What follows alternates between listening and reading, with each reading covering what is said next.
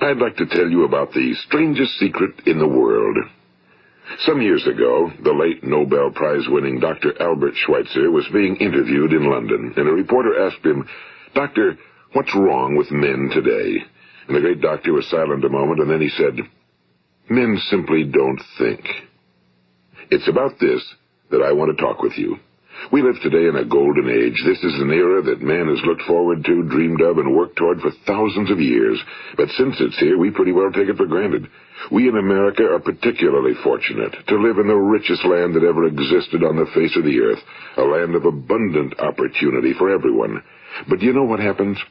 Well, let's take 100 men who start even at the age of 25. Do you have any idea what will happen to those men by the time they're 65?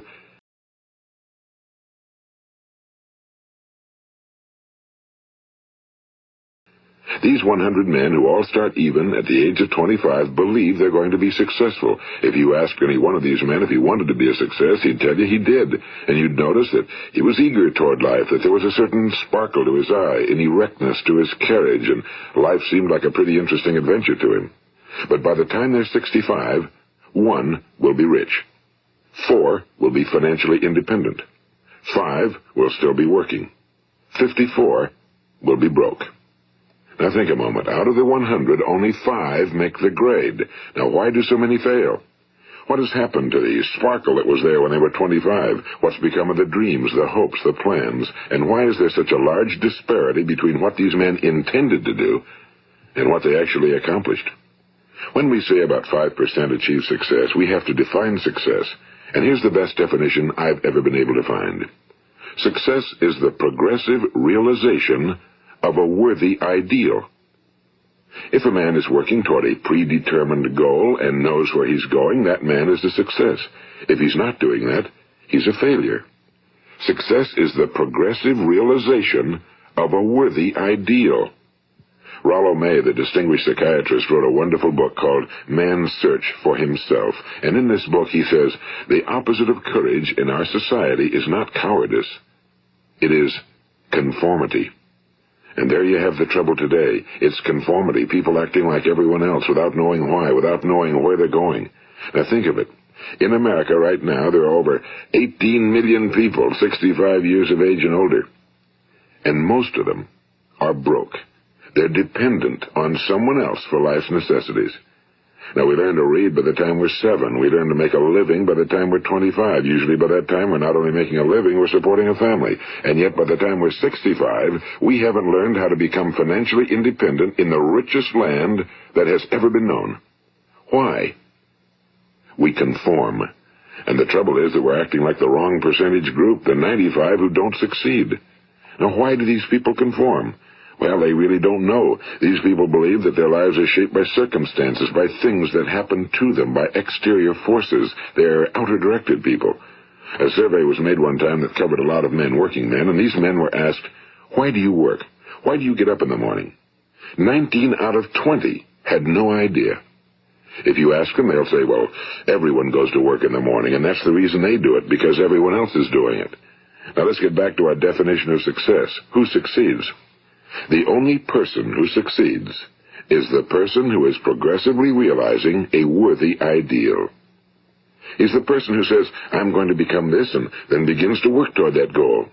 I'll tell you who the successful people are. A success is the school teacher who's teaching school because that's what he or she wants to do. The success is the woman who's a wife and mother because she wanted to become a wife and mother and is doing a good job of it. The success is the man who runs the corner gas station because that was his dream. That's what he wanted to do. The success is the successful salesman who wants to become a top-notch salesman and grow and build with his organization. A success is anyone who is doing deliberately a predetermined job because that's what he decided to do deliberately. But only 1 out of 20 does that. That's why today there isn't really any competition unless we make it for ourselves. Instead of competing, all we have to do is create. You know, for 20 years, I looked for the key which would determine what would happen to a human being.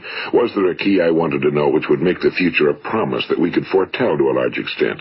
Was there a key that would guarantee a person's becoming successful if he only knew about it and knew how to use it? Well, there is such a key, and I've found it. Have you ever wondered why so many men work so hard and honestly without ever achieving anything in particular, and others don't seem to work hard and yet seem to get everything? They seem to have the magic touch. You've heard them say that about someone. Everything he touches turns to gold. And have you ever noticed that a man who becomes successful tends to continue to become successful? And on the other hand, have you noticed how a man who's a failure tends to continue to fail? Well, it's because of goals. Some of us have goals, some don't. People with goals succeed because they know where they're going. It's that simple. Think of a ship leaving a harbor, and think of it with the complete voyage mapped out and planned. The captain and crew know exactly where it's going and how long it'll take. It has a definite goal. Now, 9,999 times out of 10,000, it will get to where it started out to get. Now let's take another ship, just like the first, only let's not put a crew on it or a captain at the helm. Let's give it no aiming point, no goal, no destination. We just start the engines and let it go. I think you'll agree with me that if it gets out of the harbor at all, it will either sink or wind up on some deserted beach, a derelict. It can't go anyplace because it has no destination and no guidance, and it's the same with a human being. Take the salesman, for example. There's no other person in the world today with the future of a good salesman. Selling is the world's highest paid profession, if we're good at it and if we know where we're going. Every company needs top-notch salesmen, and they reward those men. The sky's the limit for them. But how many can you find? Someone once said the human race is fixed, not to prevent the strong from winning, but to prevent the weak from losing. The American economy today can be likened to a convoy in time of war. The entire economy is slowed down to protect its weakest link, just as the convoy had to go at the speed that would permit its slowest vessel to remain in formation. That's why it's so easy to make a living today. It takes no particular brains or talent to make a living and support a family today. So we have a plateau of so-called security, if that's what a person's looking for. But we do have to decide how high above this plateau we want to aim. Now let's get back to the strangest secret in the world, the story that I wanted to tell you today. Why do men with goals succeed in life and men without them fail? Well, let me tell you something which, if you really understand it, will alter your life immediately. If you understand completely what I'm going to tell you from this moment on, your life will never be the same again. You will suddenly find that good luck just seems to be attracted to you. The things you want just seem to fall in line, and from now on you won't have the problems, the worries, the gnawing lump of anxiety that perhaps you've experienced before. Doubt, fear, well, they'll be things of the past. Here's the key to success and the key to failure. We become what we think about. Now let me say that again. We become what we think about. Throughout all history, the great wise men and teachers, philosophers and prophets have disagreed with one another on many different things. It's only on this one point that they are in complete and unanimous agreement.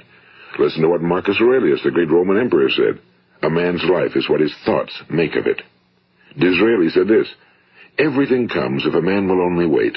I've brought myself by long meditation to the conviction that a human being with a settled purpose must accomplish it, and that nothing can resist a will that will stake even existence for its fulfillment.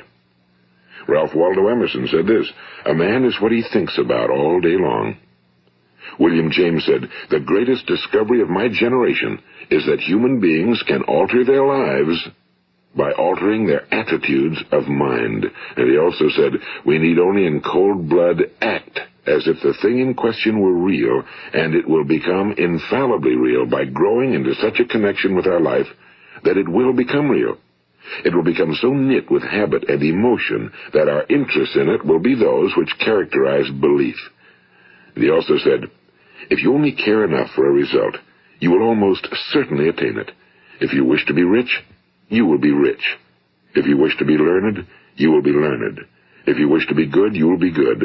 Only you must then really wish these things and wish them exclusively, and not wish at the same time 100 other incompatible things just as strongly.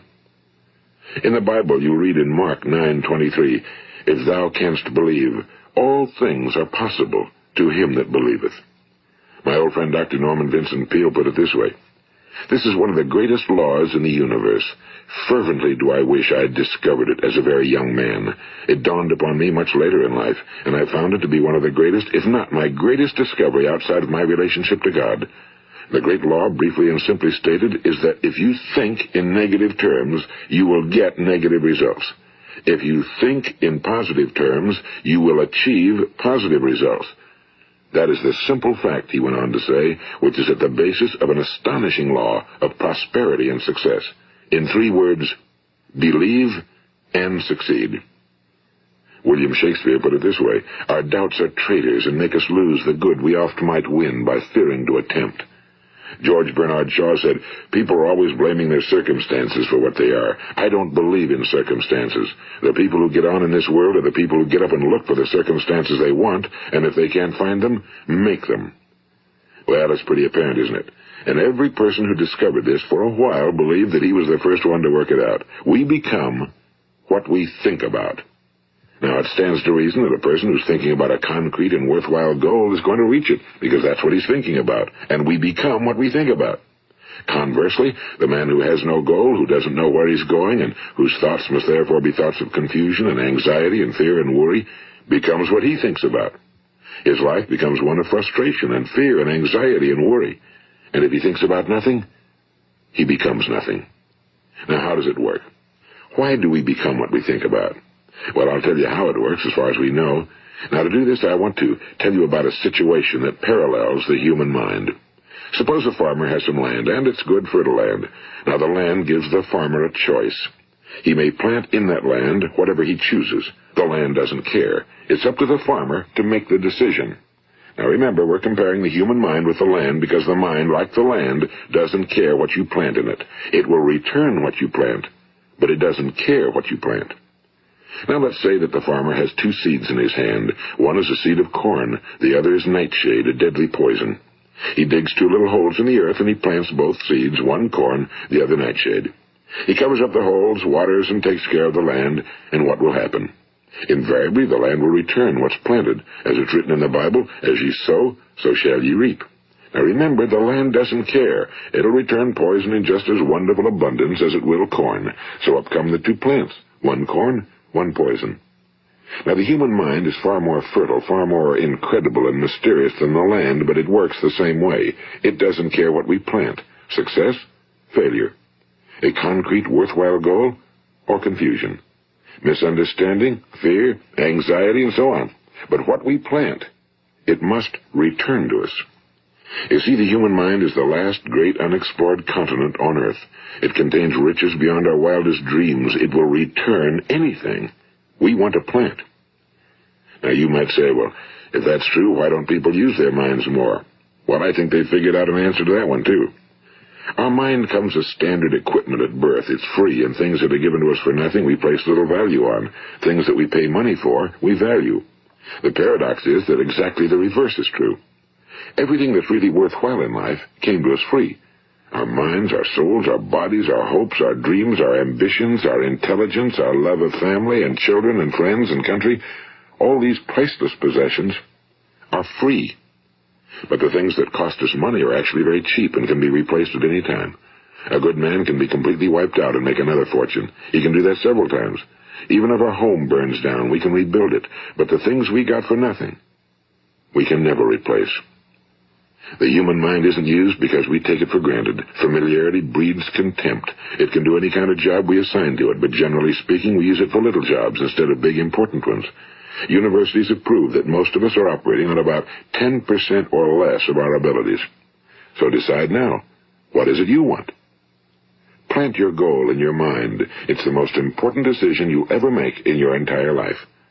What is it you want? Do you want to be an outstanding salesman? A better worker at your particular job? Do you want to go places in your company, in your community? Do you want to get rich? All you've got to do is plant that seed in your mind, care for it, work steadily toward your goal, and it will become a reality. It not only will, there's no way that it cannot. You see, that's a law, like the laws of Sir Isaac Newton, the laws of gravity. If you get on top of a building and jump off, you'll always go down. You'll never go up, and it's the same with all the other laws of nature. They always work. They're inflexible. Think about your goal in a relaxed, positive way. Picture yourself in your mind's eye as having already achieved this goal. See yourself doing the things you will be doing when you've reached your goal. Ours has been called the phenobarbital age, the age of ulcers and nervous breakdowns and tranquilizers. At a time when medical research has raised us to a new plateau of good health and longevity, far too many of us worry ourselves into an early grave trying to cope with things in our own little personal ways without learning a few great laws that will take care of everything for us. These things we bring on ourselves through our habitual way of thinking. Every one of us is the sum total of his own thoughts. He is where he is because that's exactly where he really wants to be, whether he'll admit that or not. Each of us must live off the fruit of his thoughts in the future, because what you think today and tomorrow, next month and next year, will mold your life and determine your future. You're guided by your mind.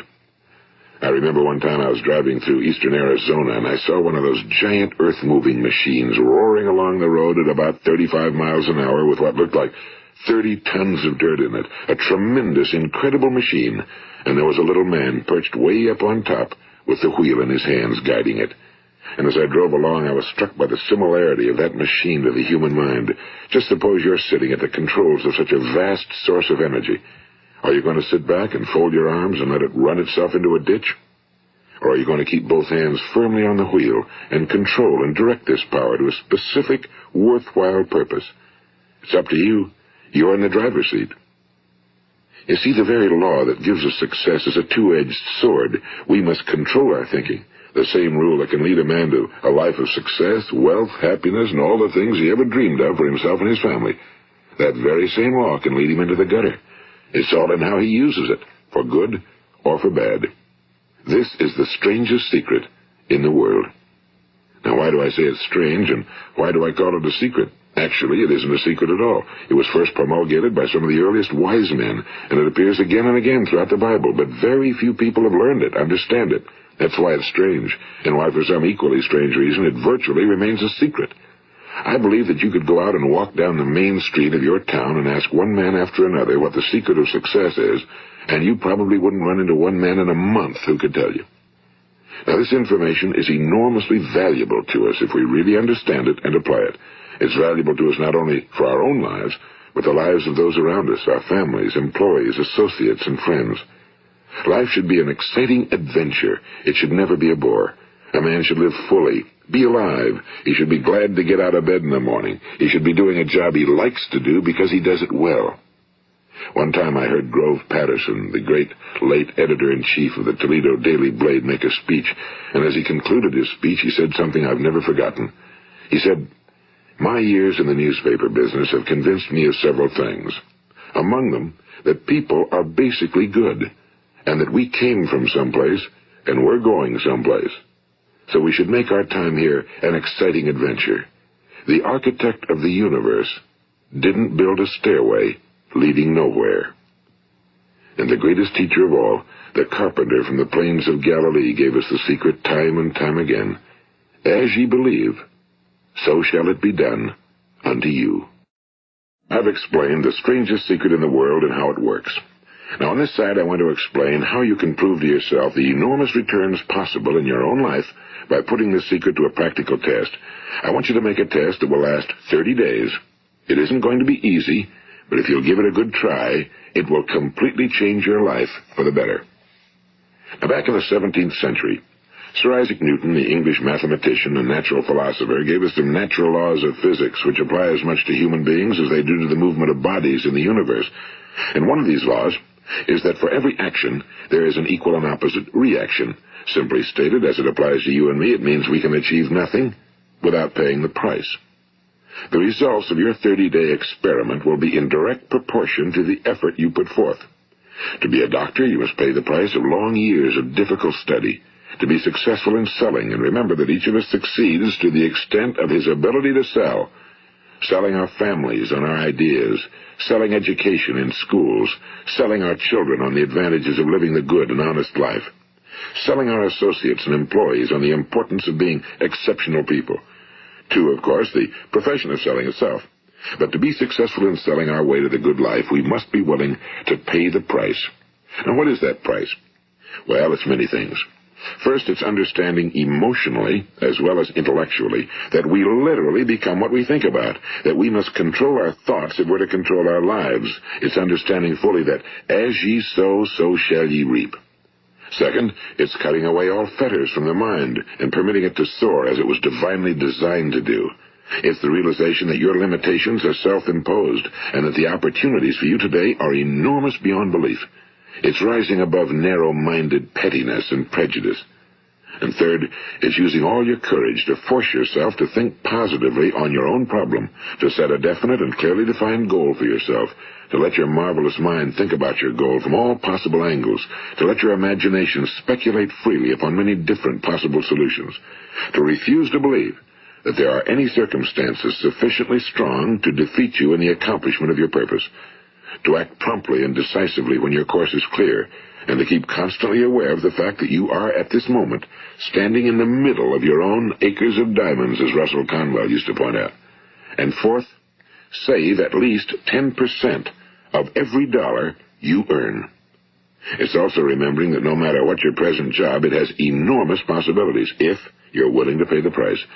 Now let's just go over the important points in the price each of us must pay to achieve the wonderful life that can be ours. It is, of course, worth any price. 1. You will become what you think about.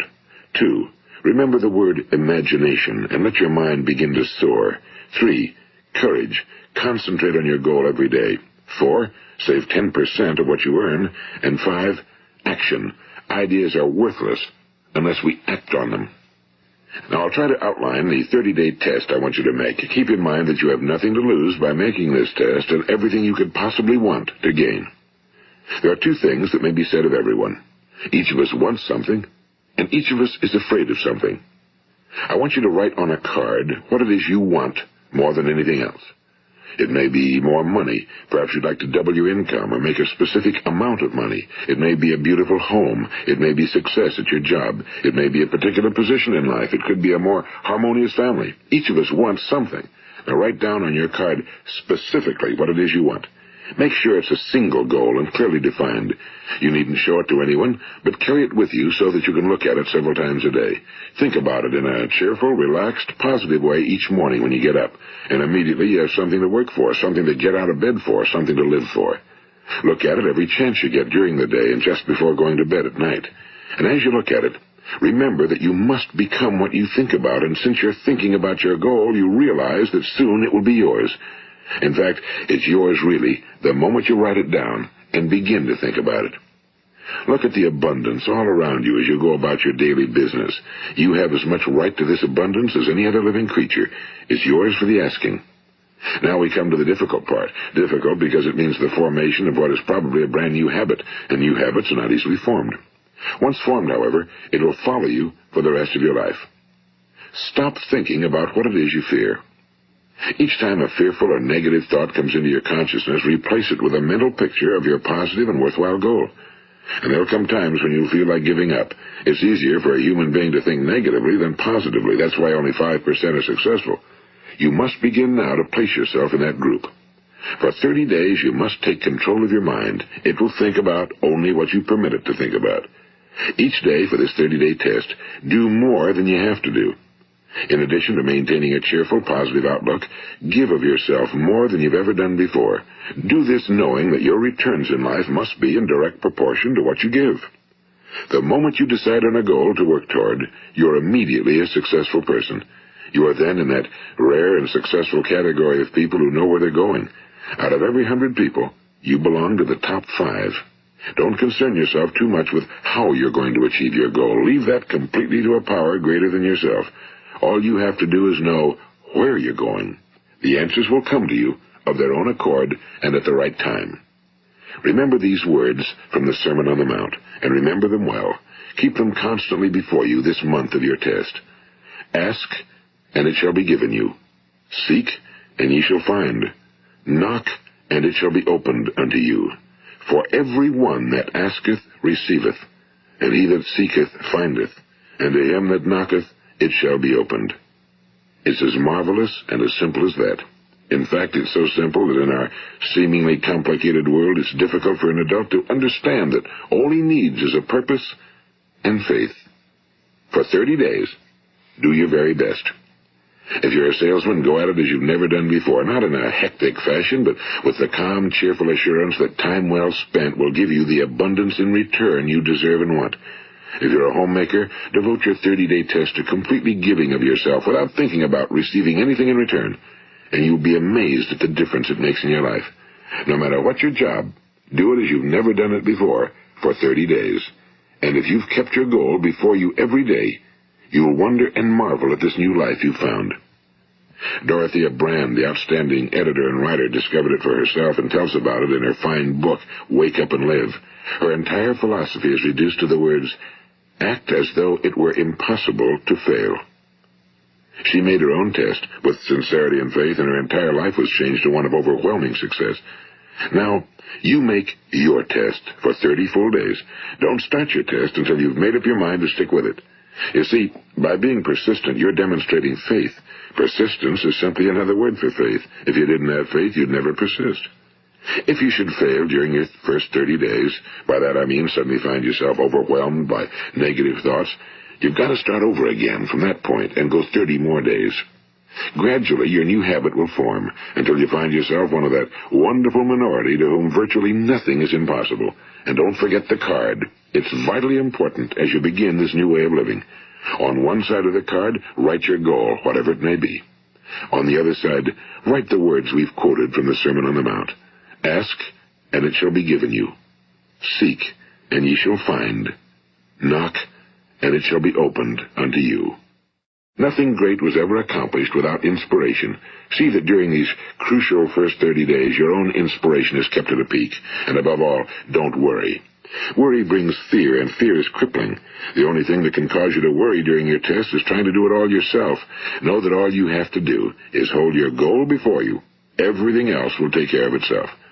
Remember also to keep calm and cheerful. Don't let petty things annoy you and get you off course. Now, since making this test is difficult, some will say, why should I bother? Well, look at the alternative.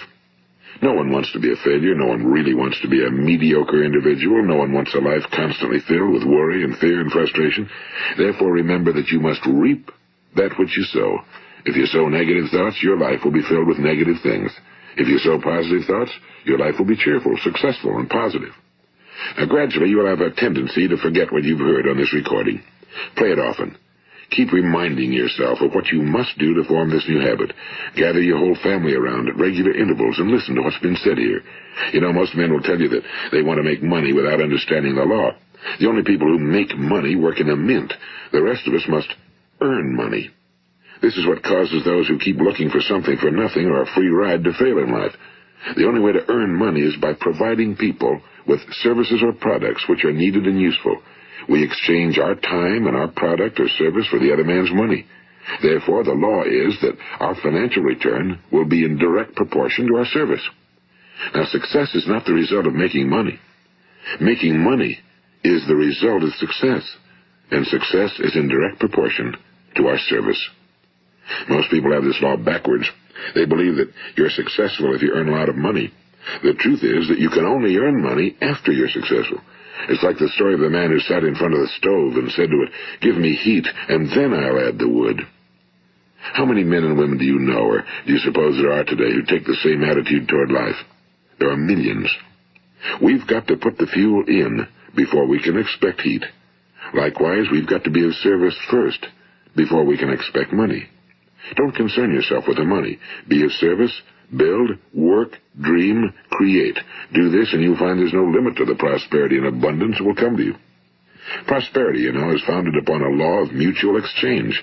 Any person who contributes to prosperity must prosper in turn himself. Sometimes the return will not come from those you serve, but it must come to you from someplace, because that's the law. For every action, there is an equal and opposite reaction. As you go daily through your 30-day test period, remember that your success will always be measured by the quality and quantity of service you render, and money is a yardstick for measuring this service. No man can get rich himself unless he enriches others. Now, there are no exceptions to a law. You can drive down any street in America and from your car estimate the service that's being rendered by the people living on that street. Had you ever thought of this yardstick before? It's interesting. Some, like ministers and priests and other devoted people, measure their returns in the realm of the spiritual, but again, their returns are equal to their service. Once this law is fully understood, any thinking person can tell his own fortune. If he wants more, he must be of more service to those from whom he receives his return. If he wants less, he has only to reduce his service. This is the price you must pay for what you want. If you believe you can enrich yourself by deluding others, you can end only by deluding yourself. It may take some time, but just as surely as you breathe, you'll get back what you put out. Don't ever make the mistake of thinking you can avert this. It's impossible. The prisons and the streets where the lonely walk are filled with people who tried to make new laws just for themselves. We may avoid the laws of man for a while, but there are greater laws that cannot be broken. An outstanding medical doctor recently pointed out 6 steps that will help you realize success. 1. Set yourself a definite goal. 2. Quit running yourself down. 3. Stop thinking of all the reasons why you cannot be successful and instead think of all the reasons why you can. 4. Trace your attitudes back through your childhood and try to discover where you first got the idea you couldn't be successful, if that's the way you've been thinking. 5.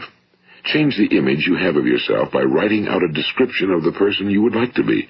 And 6. Act the part of the successful person you have decided to become. The doctor who wrote those words is a noted West Coast psychiatrist, Dr. David Harold Fink. Do what the experts since the dawn of recorded history have told you you must do. Pay the price by becoming the person you want to become. It's not nearly as difficult as living unsuccessfully. Make your 30-day test, then repeat it again, and each time it will become more a part of you until you'll wonder how you could ever have lived any other way. Live this new way and the floodgates of abundance will open and pour over you more riches than you may have dreamed existed. Money? Yes, lots of it. But what's more important, you'll have peace. You'll be in that wonderful minority who lead calm, cheerful, successful lives. Start today.